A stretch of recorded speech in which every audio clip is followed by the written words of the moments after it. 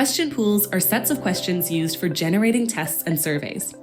They can be structured hierarchically, enabling users to create subpools visible within the main question pool. In this video, we will focus on importing question pools through an Excel file. To do that, you can click on the Import button and then choose the Import Pools from Excel button afterward. A pop-up window will appear as you can see. Import multiple question pools from an Excel file using this mechanism. This loader supports the upload of question images from an image folder as well. The uploaded file must be in ASIP format and contain the correct structure.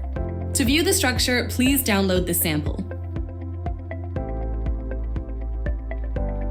Select the question categories you wish to include in the Excel import.